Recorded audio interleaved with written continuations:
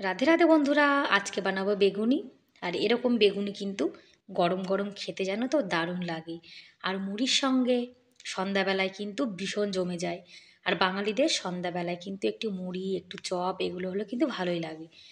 তাহলে চলো আজকে দেখা যাক যে আমি বেগুনি কি করে বানাই। আমি যেভাবে বাড়িতে বেগুনি বানাই সেটাই তোমাদের সঙ্গে শেয়ার করছি। অনেকে কিন্তু লম্বা বেগুন দিয়ে বানায়, কিন্তু আমাদের এখানে লম্বা বেগুন পাওয়া যায় না, যার জন্যে যা বেগুন পাওয়া যায় সেটাই দিয়ে কিন্তু বানাবো। আর বেগুনটা একদম পাতলা পাতলা করে কেটে নিচ্ছি। লম্বা বেগুন হলে কিন্তু বেগুনিটা দেখতে আরও বেশি ভালো লাগে, কিন্তু কি করব বলো, যা আছে তাই দিয়েই তো বানাতে হবে। বেগুনটা কিন্তু যত পাতলা কাটা হবে বেগুনি কিন্তু খেতে তত ভালো লাগবে। বেগুনগুলো কিন্তু আমি কেটে নিয়েছি। আমি যেমন পাতলা করে পেরেছি তেমন করে কেটেছি, তোমরা চাইলে কিন্তু আরও পাতলা করে কাটতে পারো। আর এখন বেগুনগুলোকে সুন্দর করে ধুয়ে নিয়ে আসবো। বেগুন ধুয়ে নিয়ে এসেছি। এখন বেসনটা পরিষ্কার করে নেব। বেসনটা কিন্তু সবসময় পরিষ্কার করেই কিন্তু ব্যবহার করা উচিত, কেননা বেসনে দেখবে অনেক সময় কিন্তু ছোট ছোট পোকাও হয়ে যায়।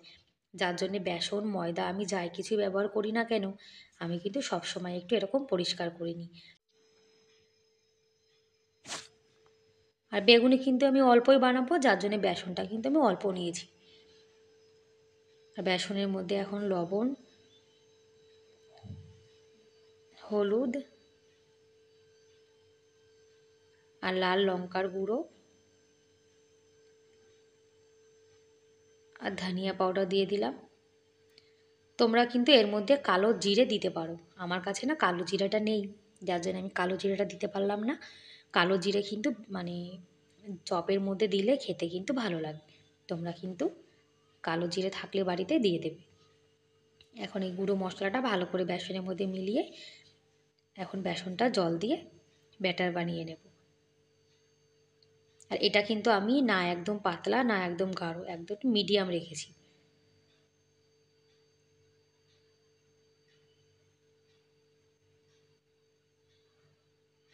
ব্যাস, এটা বানানো হয়ে গেছে। এখন যে বেগুনগুলো কেটে রেখেছিলাম সেগুলো এখন মিলিয়ে নেব এর মধ্যে। এদিকে কড়াইতে কিন্তু তেল গরম হয়ে গেছে। আমি কিন্তু আগে দুটো বেগুনই ভেজে নিয়েছিলাম। আমার বর খেতে চেয়েছিল, যার জন্য আগে ভেজে নিয়েছি। আর ভিডিও বানানো হয়নি, কিন্তু এখন আবার ভিডিওটা বানিয়ে নিচ্ছি।